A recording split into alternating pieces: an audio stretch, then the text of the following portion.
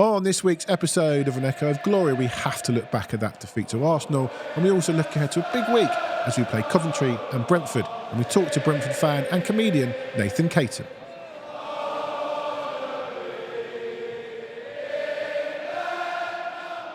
Welcome to another episode of An Echo of Glory. Joining me today, it's a new lineup for me anyway. Ollie Spiro, welcome back to the show. Hi, how are you? I'm good. How are you? Delighted. Yeah, we're very chipper this morning. And as always, Gary Diamond. Good morning, how are you? I'm fine, thank you. This is, no one's really going to care, but first time we've been in the same lineup since, I don't know, mid-90s when we used to play football together. And we also regularly lost to Arsenal.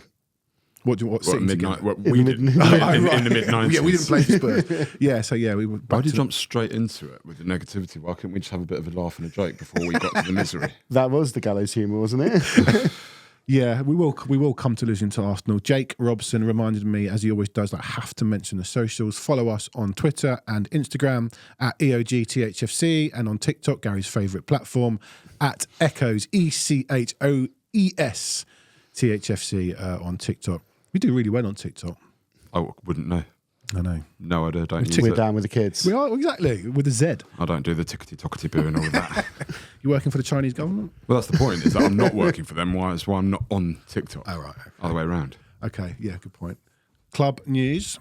21s didn't play. They host Valencia in the Premier League International Cup on Tuesday. 18s lost 2-0, was it, to Villa? Yeah. Villa got top of the league, so it's not as dreadful a result as it sounds. Villa clearly a good team this year.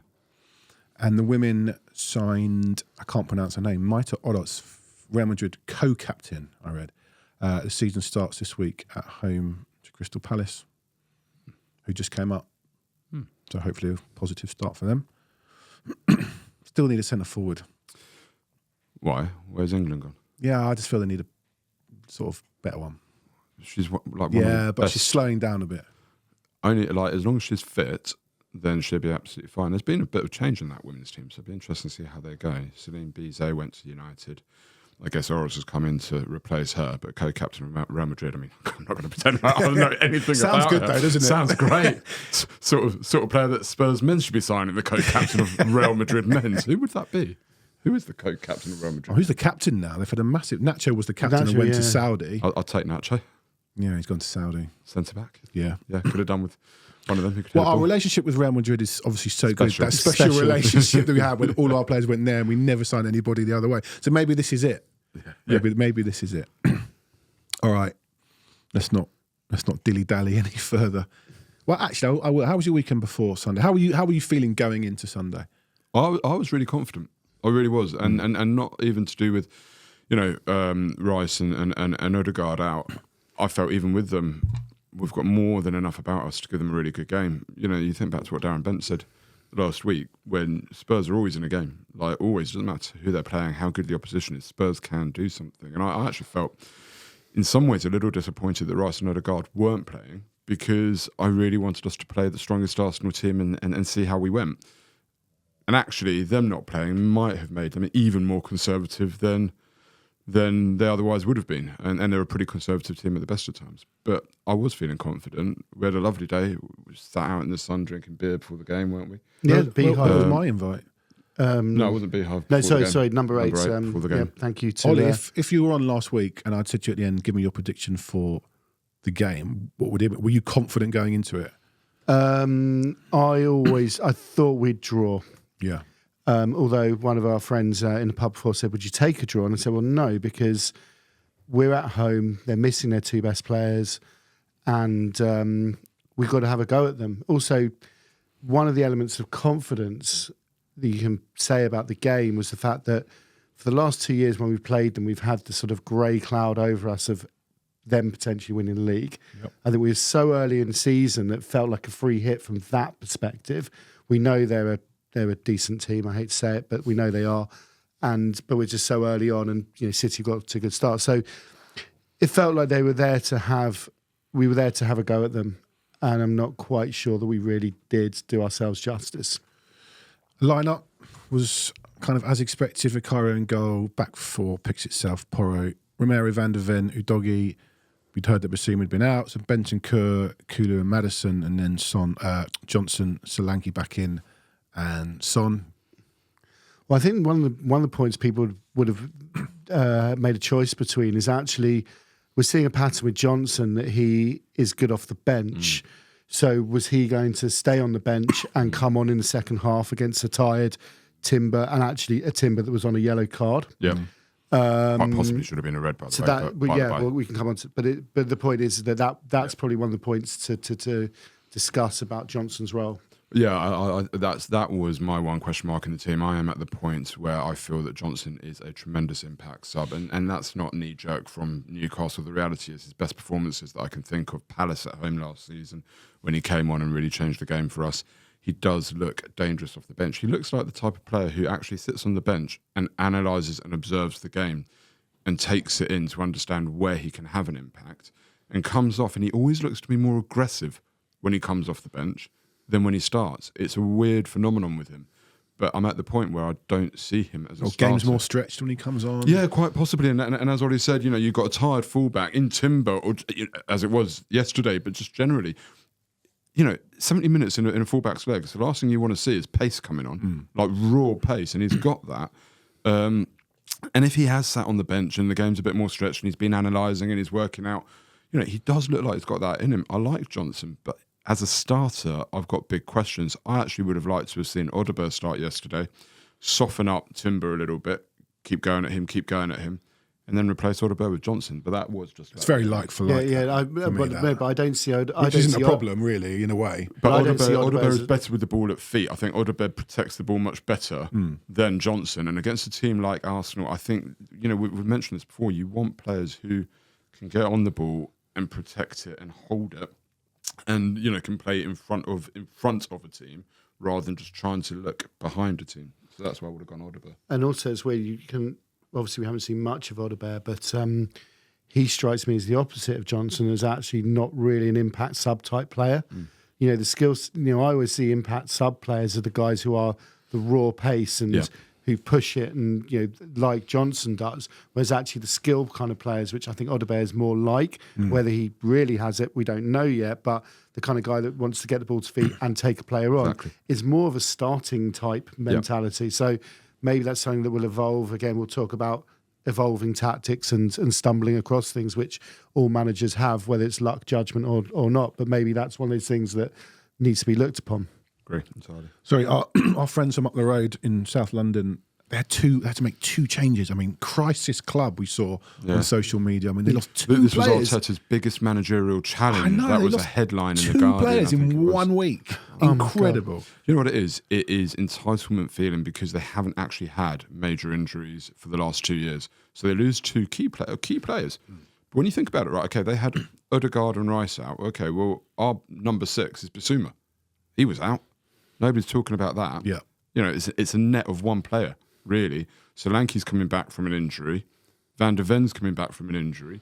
I just don't think if you're a team that is meant to be challenging for the league as they are, you can really start to say crisis and this is the biggest challenge of Arteta's managerial career if you've got two players out. They replaced Rice with Champions League winner and European Championship winner Jorginho, who then they didn't want in the team, but he goes and captains the side.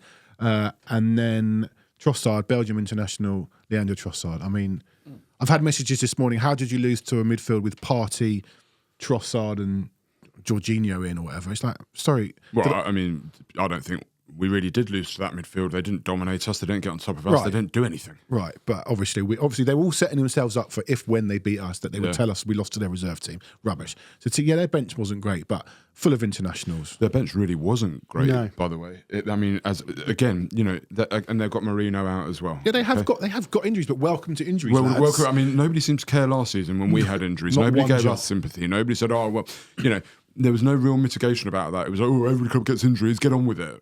Suddenly, Arsenal get injuries. Oh, poor Arsenal. Well, welcome to having better players who play more international football and having more Champions League games and this and the other. We got to the end of that cycle around the time of the end of Conte. Really, you look at that team. If you go back 2 years to the game we lost at the Emirates 3-1 after an international break at 12:30 on a Saturday. Last season? No, 2 years ago, yeah, of under course. Conte. Yeah. Sorry, yeah. You look at our team and basically had 1 to 11 was senior international footballers who all had an eye on the World Cup in 2 months' time in December. Whereas they had a team, I think it was literally Saka. I think that was it. And they even had the 3 Brazilians who they withdrew from the internationals 2 weeks ago. We were playing, Kane was captaining England on a Wednesday night away to Hungary and was being kicked all over the park. So this is the world they're in now. Yeah. They haven't had it for a long time. We're now at the other end of the scale. Saliba's establishing himself as centre-back for France. Correct. I don't think Brazil are going to let them get away with it anymore because, Well, they've got a new manager. Sorry, Edu, you can't anymore because actually they're pretty critical players for us. So you're 100% right. More games, more burden on the body. Hopefully they pick up a load more injuries. Enough of them. Well, we're going to talk a lot more about them. Yeah, but... But it's more about kind of, it's reference to us really because we are each other's benchmark. Ignoring the history and who's won more, whatever it is, we have a similar sized stadium. We are both big London clubs. We're generating a lot of money. They're both running the same. Yeah, running broadly, trying to keep within rules of financial fair play. Yeah. However far you push it's a different question. But to me, Tottenham Hotspur, you go into every season, aim number one. You try and beat them and you finish above them. That's aim number one. Then you start building your blocks from there. And at the moment, we've fallen behind. We've let them come back and gone well past us. So at the moment, our aim number one is not being achieved. Then you're losing. Then you think about Chelsea, West Ham, the other big 6 clubs and stuff like that. But they've got to be our benchmark. And at the moment, they're where we were probably in the when we had a significant number of international players. You look at our international players and we've limited starters now in the international world, and it just shows where our squad is. Yeah. Maybe that's a positive. We can come out of this thinking that we are on a journey. Let's hope so. And football should be cyclical. And we came to the end of a cycle, and they're in a different cycle to us. Football is cyclical unless you have vast amounts of money to protect against that. You see it with Liverpool losing at home to Forest. I mean, do you know what I mean? Like, it happens, and Liverpool are going to go through some pain over the next. But we'll come to so both us and Liverpool lost 1-0 to 1-0 at home. Well, I said to you both, there's a much more disastrous result than ours. Yeah, but we've the 3 of us had season tickets at Spurs for 35 years. We've home games, call it 20, 25 a season. That's well over 2,000 games. We have seen every type of 1-0 win for the home team, 1-0 for the away team. And I'm sorry to say that was not a 1-0 I'm come out of thinking I can take a lot of positives from. Liverpool had a different type 1-0 where they were knocking on the door. It wasn't one of those ones where you've had a deep block team, a low block. Sorry, I've got to keep up with the kids and the bedroom tactician. A low block team, and we've hit the bar. We've hit the post. Tim Krul's saved 14 shots and breaking records. It wasn't one of those yesterday. That was them. I'm not sure that was them. Liverpool's Was them doing a Mourinho on us. You sent me the stats at half time. There was like Forest hadn't entered the Liverpool. Forest half. had done nothing, right? It was very clear what Forest were doing, but actually, is that not the exact point, right? You're playing this deep block, low block team, whatever you want to call it. And from what I understand from 1 or 2 Liverpool fans, Liverpool didn't really look like scoring much. I haven't seen the highlights. They had their moments. You said to me, Ollie, yesterday on the phone, you repeat that Liverpool Forest game 100 times, Liverpool probably win it 90 plus. You repeat the Spurs Arsenal game yesterday. They did a Mourinho on us yesterday. Mourinho would have watched that and he'd have applauded. Now, off air, we discussed as well. When we beat them during COVID at home, and I was at the game when there were 2,000 fans and there were about 10,000 pies, because it was the time when you had to order a pie to get 2 pints. So like the local homeless community, God bless them, would have been eating pies for the whole of the winter period. But we beat them 2-0 under Mourinho, and we Mourinho'd them. And after the game, Mourinho was like kind of complimenting Arteta about this wonderful approach to the game where he was, and it's weird because we're saying, do you think Arteta learnt from that game, and are we learning? The point is that is where, a deep question where they have come got to. I don't think Arteta has approached the Arsenal job thinking that they are going to be this really gritty 1-0 set piece type team, which they are. They can be whatever they want to be. I don't care about them.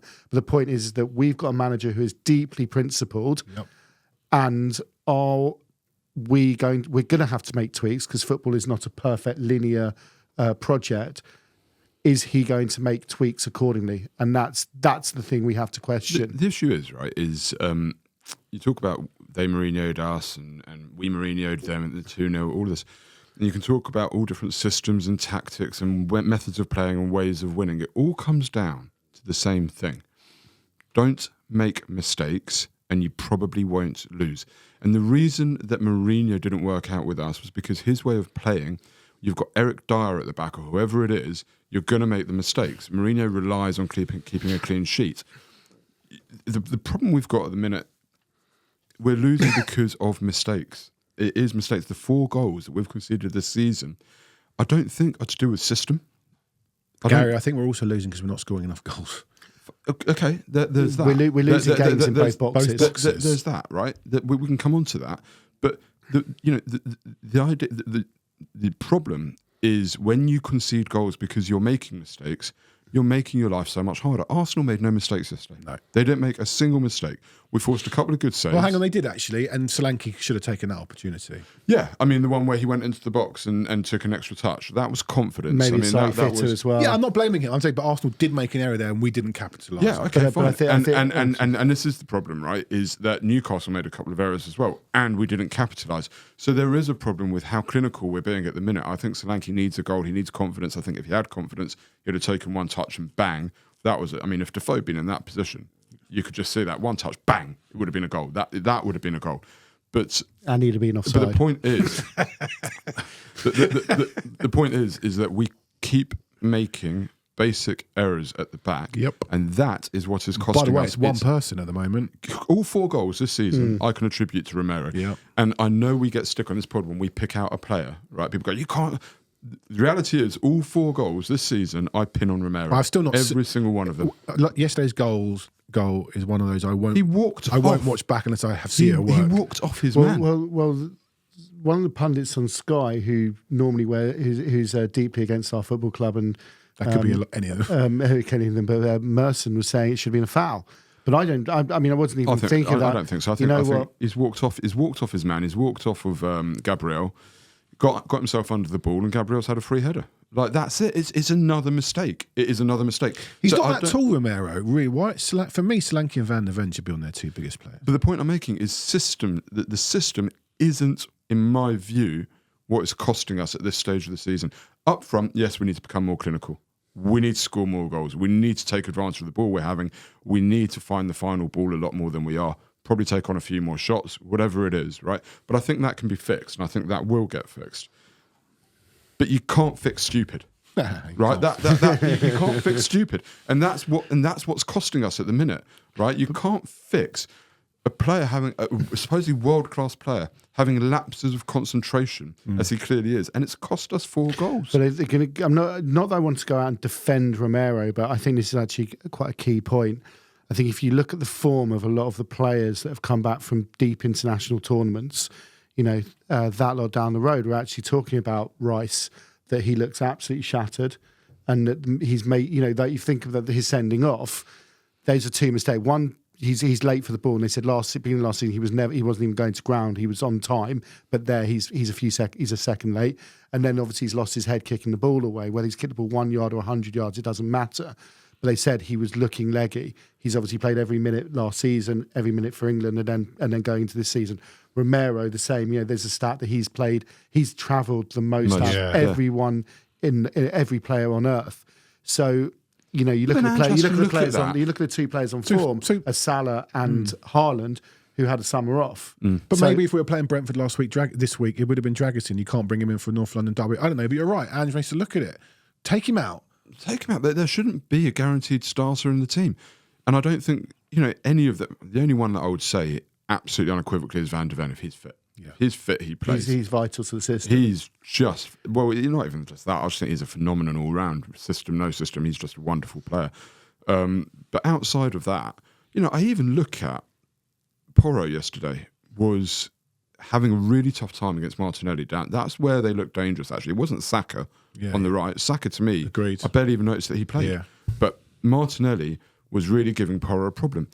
And the words go round in my head, Martinelli, the toughest defender you faced, Jed Spence.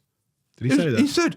He said 2 years ago, the toughest defender you faced this season, Jed Spence. You can see that Porro is struggling, and you've got a guy that Martinelli doesn't like to. I get these are big calls. I understand this, right? Replacing Porro with Spence, I get that's a big call. Replacing Romero if he's tired and he's had long travels with Dragoshin, I get that's a big call.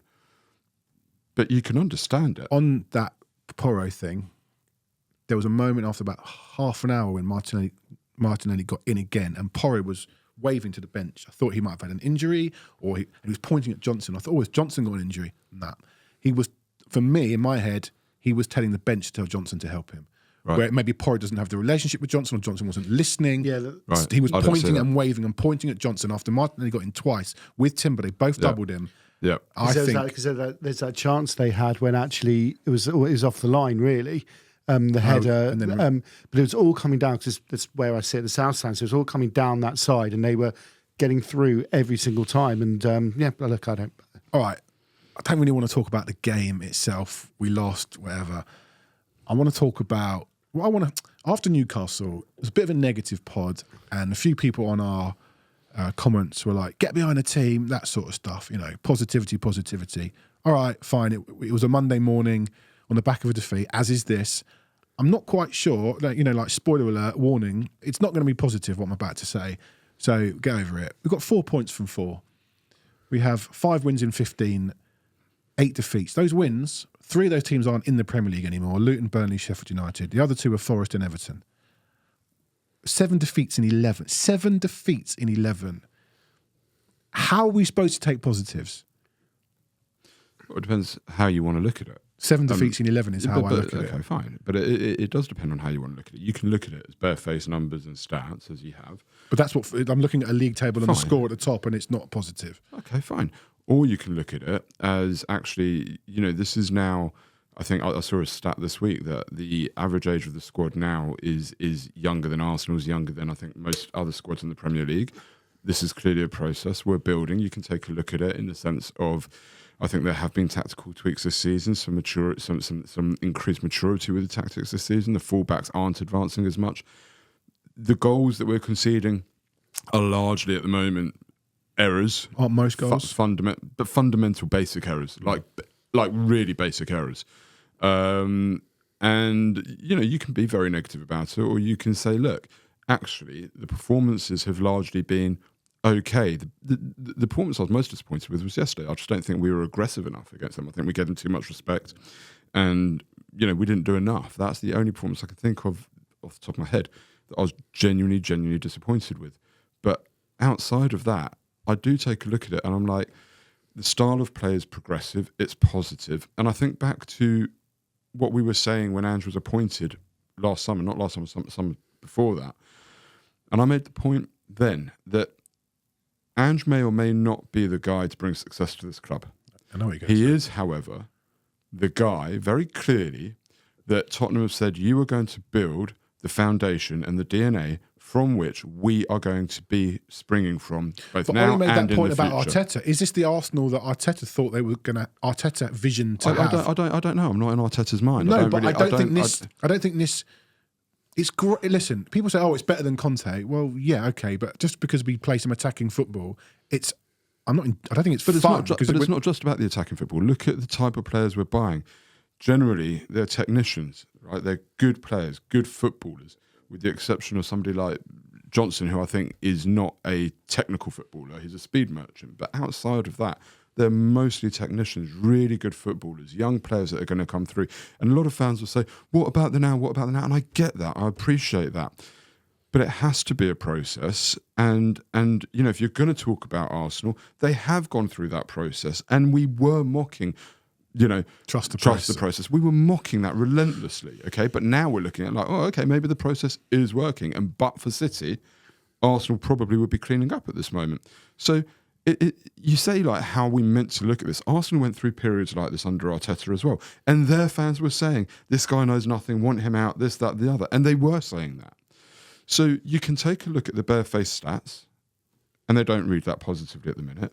or you can take a step back and say, do I like the type of player that we're signing? Do I like the type of football that we're trying to play? Do I like what we're trying to become? And the answer to those questions for me is yes, I do. Where do you see on...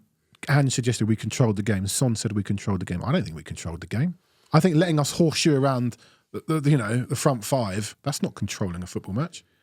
Well, yeah. I mean, look, we as Spurs fans know what it's like to have managers who control the game without the ball. Mourinho and Conte were exponents of that. So we're fresh out of it the other side. We're going back to the same comment about Mourinho and what happened to us yesterday. That's the irony of it all. The team that's in control of the game is the team that gets closer to executing its manager's instructions, and I think they were way closer to executing Arteta's instructions. Were they? They didn't create much, right? They really didn't. They knew they were going to get one. Right, there are a couple of set pieces, and actually we looked pretty comfortable from set pieces until Romero fell asleep. Like, I get that we didn't create so many chances, but you talk about controlling the game. I think when you have a team like I watched Newcastle yesterday. They played very differently to how they played against us. Okay, and Arsenal generally, as much of a conservative team as they are, they played differently. And for me, that's a slight on Ange because teams are playing differently. We're playing the same way. I'd say it's a credit. I'd say teams know that if they play their normal game against us, we'll probably pick them apart. And that, to me, is a very positive step. When you've got teams adapting the way they play because they're playing us, is a very positive step. The next step is to break them down, score that goal, and force them out of their shell. Well, that's the next step. Gary, I'm going to go back to actually last season, the game against, funnily enough, home to Brentford. And first half, they played with a low block. Yep. And they went in 1-0 up. Yep. They then, for some reason, changed it and then came out at us. And we destroyed it. 10 minutes later, it was 3-1. And then, of course, we let them have another goal. That was, of course... Right. But that's the point, isn't it, right? Teams, this is the exact point. Teams are adapting to us, okay? They are saying, if we play our normal way or the way that we would like against Tottenham, they are going to take us apart. And that Brentford game is the perfect example of it. First half, very compact, and they went 1-0 up. Now... you can take a look at that negatively and say, well, in that case, teams know that all they've got to do is put in a low block. Fine. I would say this. I would say the point that teams are having to adapt their natural game because they're scared of how good we are if they play their normal way, that has to be a very positive, encouraging sign at this stage of the process under Ange. The next stage, break them down, get that goal, bring them out, make them play. I'm also going to say that this is not a new phenomenon. And... we knew this was the case going into the summer. Teams are doing this last season to us, and we have not addressed it. And that's, to me, I don't think Odegaard addresses it. We kind of have. I mean, Kulusevski coming into the 8 is very different to what it looked like last season. Solanke up front has just played his second game. It's his second game. Played well, by the way. I thought his hold-up play was quite good. He's coming for a bit of stick after yesterday because he missed that chance. I actually thought he put in a really positive performance, was a real handful up front. Yeah. And the team will blend and it will grow. So, it's not clicking just yet. But it's really about the narrative that anybody wants to pursue. If you want to pursue the narrative of 7 defeats in 11 games... That's important. Of course it is. I'm not dismissing it. But it's a question of if you want to go down that road... Are you not concerned at all? Are you not concerned at all? There is obviously concern. There's always obviously concern, right? There's concern that we are conceding basic goals, okay? Forget there is that concern in both boxes. But what I would say is if you probably... Johnny, here's some homework for next week. In those 11 games, get the stats from each game and basically work out they're probably saying a really similar trend. More than 50% possession, which we'll know. I saw something yesterday. We won on field tilt. That's I know a set of fans who crow about winning field tilt. I think we can only judge the 4 games from this season. We're talking about the form historically. But I think our team is exactly the same as last season. But it's not. We put one player to go into the first 11. It's not. We're playing a different. We are actually fundamentally playing a different system than we were last season. We are with 2 8s with Kulusevski there, okay, and with Solanke coming in. Solanke's played 2 games. He was coming back from fitness to the point where Ange wasn't even sort of saying that he would play. It was kind of more touch and go, right? The team needs an opportunity to gel. I think you can. I do think we're playing a different system. I think you can very well see with Kulusevski in the 8 exactly why Ange wanted Eze. It wasn't as backup to Maddison. It was actually to play alongside Maddison, or Gallagher to play alongside Maddison in that 8, right? And I do think there is stuff going on that are tactical tweaks. I think we have looked more solid defensively. I don't think teams are breaking on us. Arsenal didn't break on us, really. Newcastle did. Again, a mistake from Romero. So it is a question of how you want to view it. And right now, I'm viewing it as a team that is growing and developing. And I do think it's a different team. I do think it's a different style. So I am going to disregard at the end of last season. I think we should have absolutely stuffed Leicester. I think we did stuff Everton. We should have beaten Newcastle. And yesterday, a draw wouldn't have been an unfair result. It's just going against us a little bit at this minute, because when you concede a stupid goal every game, and it is a stupid goal, it's not like teams are picking us apart tactically and finding weaknesses. It is just basic errors. I think it's conceding for set piece. Yeah, Romero walking off his man. Yeah, but the fact is that they were playing for set pieces. Fine. But if that's what they're playing, but if that's what they're playing for, like, that is a comment on how good we are, not a comment on how bad we are. It's a comment on how good we are. It's equally how good they are at set pieces. And Yeah, that's of course it is. Yeah, they know that they're good at set pieces. They know that's a weakness of And ours. if Romero does his job, they don't score set pieces, and suddenly their game plan hasn't been very good. I mean, how easy we gave them the first minute. This there's a concentration thing going on in our defence. Like in the first minute, there was down in the southwest corner. They just threw it over Udogie. Where they had a throw on. It just threw it over Udogie's head. He was turned his back, and they won a corner. And it's like a minute into the game when 3 months ago you've conceded 2 set. It's like It was the same corner, by the way. They played it to the near post. yes, they had every corner almost mapped out, and that's what I'm saying about the details of which they're operating at. And I'm not sure our details are on that level. Okay, but they weren't operating at those levels of detail 5 years ago. They were focusing on other assets and facets of their game. It's only really the last year that set pieces have become such a weapon for Arsenal. It is evolution and progression all the time. And at the moment, I think Ange is focusing on the things that he sees as being most important, because he can't do everything at once, okay? I'm not making excuses. I want us to win. I'm disappointed by yesterday, but I'm not going to sit here and pan the whole system, say it doesn't work, tear it up, start again. None of us here want him. None of us here want him sacked. We're like, we've all got to go on this journey together. We've got to. But it is a ruthless league. Yes. It is a ruthless business. Yes. What happens if 7 from 11 becomes 12 from 15? That's the worry. So I'm going to ask. My point being, you're absolutely entitled to your positive thoughts. 100%. It's not positive. It's just optimism. Like I hope. Yeah. And I can see things that are My happening. point was, I'm going back to my original one when I started this section on we were getting pelters for being negative after we beat Newcastle. I think you have to be when you've lost 7 from 11. You can't just sit here and go, it's all going to be fine. And you're not saying that. But we would like to provide balance on this show. And I think we have to point out the 7 from 11 and the 5 defeats from 5 wins from 15. And you are absolutely right to say we're on a journey. No, not just me. People go, someone said on Twitter yesterday, if you want him to tweak it, it means you want Ange out. Rubbish. But he has tweaked it anyway. Fine. So maybe it will work. Coming then to this week, Coventry in the League Cup, Brentford in the league, 2 very winnable games. Ange just come out and said, I win something in my second season. Losing the League Cup doesn't mean we're not going to win anything, but it just knocks one of them out. How big, I'm not saying he's going to get sacked on Monday if we lose them both, but how big actually is this week? Because if we do lose both, there's going to be a lot of people who start to turn who are possibly in the middle right now. Every week is a big week. It's a lot of hypotheticals there. Like, let's address that on Monday. If we've lost, let's see what's happened. Why have we lost? What's the performance? What's gone on? Like, but how big's the week? Do you not feel we have to start winning? Yeah, well, listen, I think Brentford is a must win. We'll go to Old Trafford, I think, in the game after that. So Brentford is we've got Europa League. Who's it? Carabao. I'm talking the next league game, Carabao. But the next league game after Brentford, I think, is United at Old Trafford, right? Sorry, Ollie, I just want to remind you don't get a parking ticket. Yes, well, I was going to say, can we have a quick break? Well, you can just do it on your phone. I'll whittle on for a moment. And to everyone in London Borough of Barnet, I'm now increasing my parking.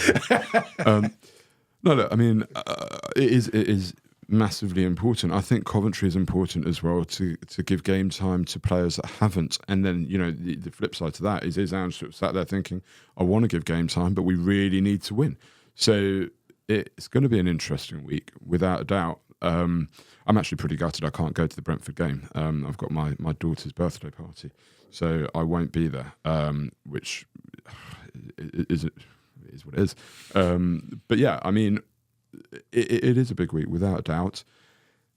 I really, really, truly hope that we go and put Coventry away, and they're not in great form at the minute. They're struggling in the Championship a little bit. I hope we put in a good performance against Brentford. They're a dangerous team, but we should be beating them. I hope we go and put them away.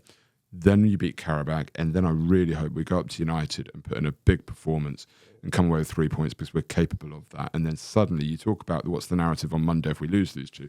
What's the narrative if we win those 4 games? Right, let's look at Wednesday. We had the problem last year. You made a lot of changes. Was it 10 changes? Yeah, Gary, we were there last year, weren't we? Yeah. And he made a lot of changes. Against Fulham. I think we do need to make some changes. I was thinking about this morning. I would be keeping Vicario in goal. I think the guy has got to keep playing games and gain confidence.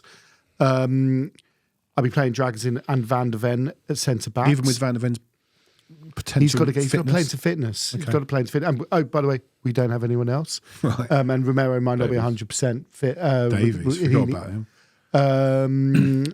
Left back, and then we've got to start playing Archie Gray. We've got to play Bergvall. We've got to play Bentancur, because we've obviously got a suspension coming up. So Bentancur needs to play, because he's probably suspended now for Brentford on Saturday. Is it that quick? I think the hearing's on the 19th, so he's going to be and he's not going to appeal. So we lose Bentancur for the league, so he's going to have to start playing. He's going to be a midweek man. Gray needs to play some minutes. Bergvall needs to play some minutes. Solanke needs to play some minutes. Odegaard, Johnson, Werner all need to play minutes. So it might be a lot of changes. It might be, but I think it's going to be 5 or 6 of the first 12 or 13 who usually play, at least. I think Ange is probably a bit scalded from last year and the criticism he received. I'd hasten to add that other competing podcasts to ours hail the League Cup as, quote, a cup we can win. Yeah, it's a cup we can win, but we won't. We are not at the moment going to beat any of the top 6 or 7 teams in a one-off game, which we will invariably get to. I want a cup run. I love cup runs, but equally the Europa League to me is our absolute priority.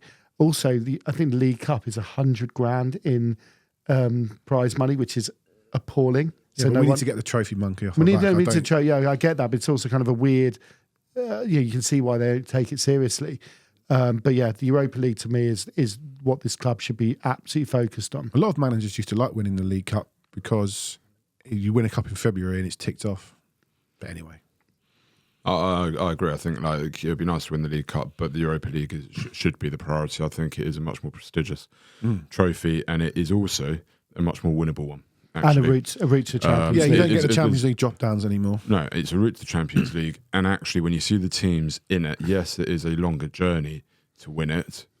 But come on, you look at the teams in it. I mean, at the end of the day, to win that League Cup, you've still got City, Liverpool, Arsenal, United, Chelsea. Yeah. That's what.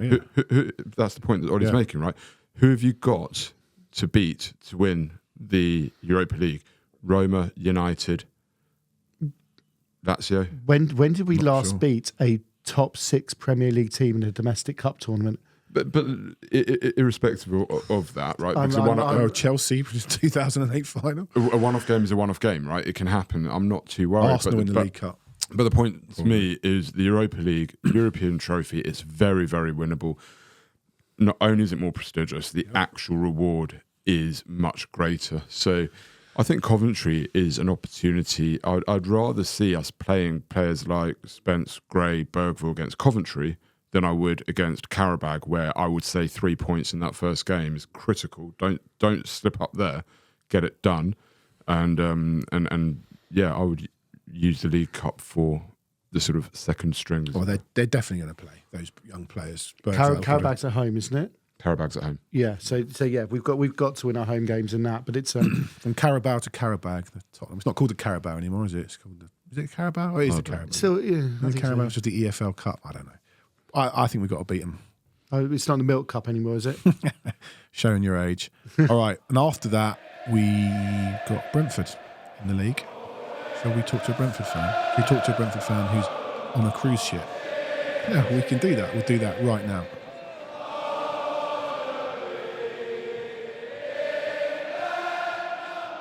Delighted to be joined by comedian and Brentford fan Nathan Caton. Nathan, thanks so much for joining us. All good, man. You guys all right? Yeah, good, thank you. Well, a bit of a counselling session today, but there you go. I understand you're coming live from a cruise ship. Our first ever guest live from a cruise ship. Yeah, I'm doing some gigs on this cruise. It's very surreal, man. I've never seen so many old people in one place in my life. Brilliant. Right, let's talk about your other love, other than comedy, Brentford. Difficult, well, topsy-turvy start to the season, but mainly because you've played Palace and Southampton at home and Liverpool and City away. Yeah, whoever does the Premier League fixtures has got some sort of grudge. Maybe got a parking ticket in TW8 or something. Because our first 4 away games, it's Liverpool, City, Spurs and United away. So just need to bank on the home games, man. But the home games have been positive. Wins against Palace and Brentford. I don't know if you were able to see the performance at City on Saturday. It played really, really well and could have nicked a draw. Yeah. So I didn't get to go. But from all the rumours and the words I've heard, even Pep Guardiola was very complimentary. Although it's very easy to be complimentary when you just won the game. You know, like if they had dropped points, I doubt he would have been as complimentary towards us. But yeah, we're giving a good account of ourselves. Even the Liverpool game, we lost, but from the performance, I watched it on TV. We look good. We look decent, man. So I'm like, okay, you know what? It gives us hope. If we can play like this for the majority of the season, we should be fine. It's got to be a sort of a funny one for a Brentford fan coming into the season in terms of expectations. You're losing Tony right at the end of the window. I wonder, like, number one, you kind of knew you were going to lose him, but is it a bit galling to lose him to there rather than, a top team in England or Europe? And the second thing, you still got 2 great players for me, Visa and Mbemo, who are fantastic. Visa suffered a terrible injury and he's now out as well. So where does this leave Brentford? Okay, so in regards to Tony, we all knew he was going. So that was fine. I think most times like just hurry up and go so we can just move on. You know what I mean? I was like, for him to go to Saudi is like, I mean, didn't expect it, but at the same time, I'm not going to blame him. I mean, you can't blame a man for who's going to turn down that stupid amount of money. Like, football fans are so fickle sometimes. Like, he's going for the money. Wouldn't you go for promotion, your job? You know what I mean? I'm sure he's going to be fine, mate. He's probably crying with £50 notes right now. And then Mbuma and Vissa, like, in a way, I feel angry that Tony's gone because now people can see how good Mbuma and Vissa are, which means that the vultures will come circling around even more.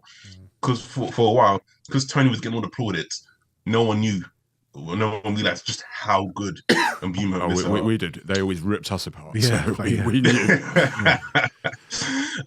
But now more people are seeing it and like, oh gosh, okay, so Mbuma is going to be a target next summer. So will Vissa. Vissa being out is a blow, but we have got other players like Kevin Schade can come in, Lewis Potter, Carvalho, who can come and play that role on the wide or coming in central. So we've got the players there. Obviously, I prefer to have Vissa fit and thriving.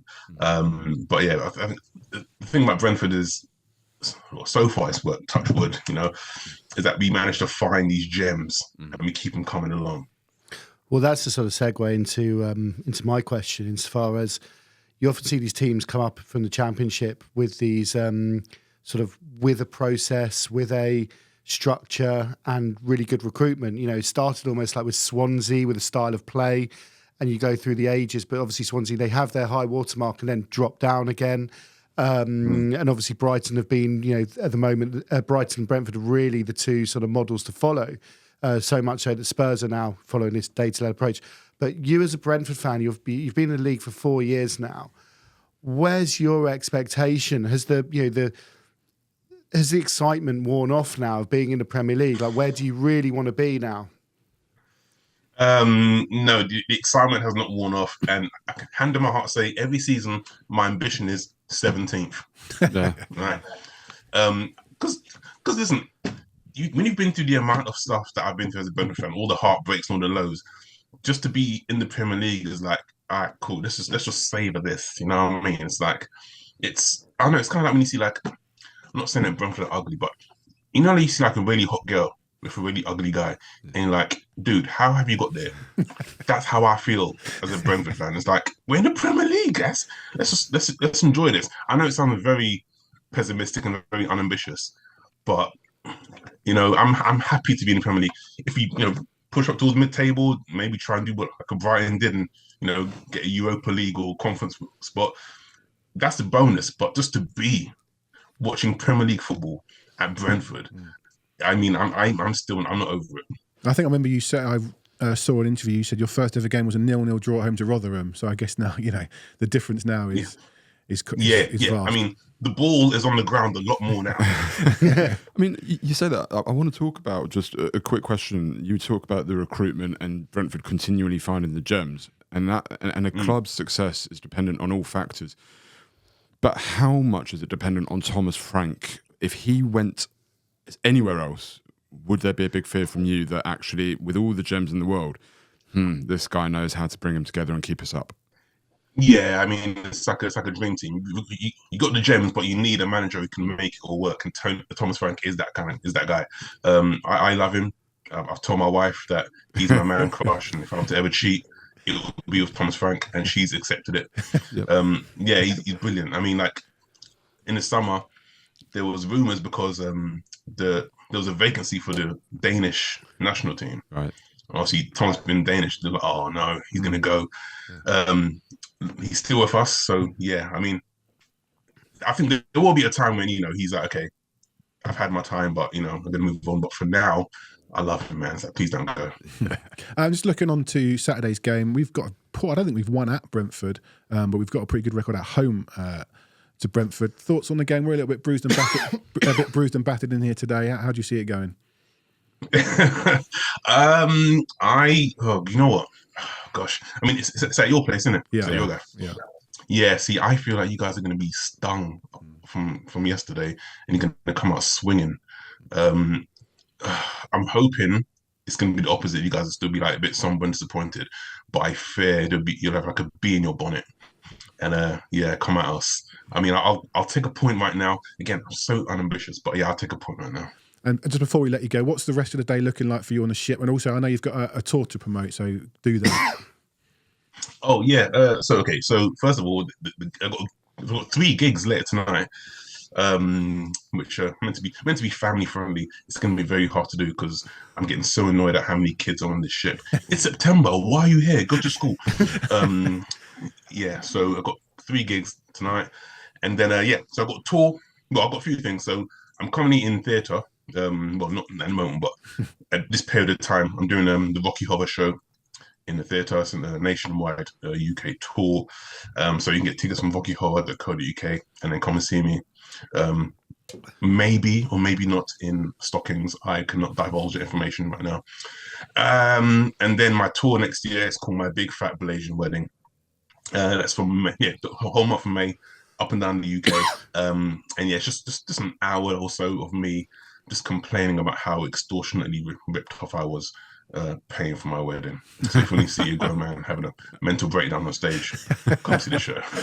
Brilliant. We'll put all the links up on our Twitter so people can see that. Nathan, we'll let you go back onto the ship and then maybe some water slides for the rest of the day. But we'll let you go. And thanks so much for joining us. Cheers, Nathan. All right, take care, guys.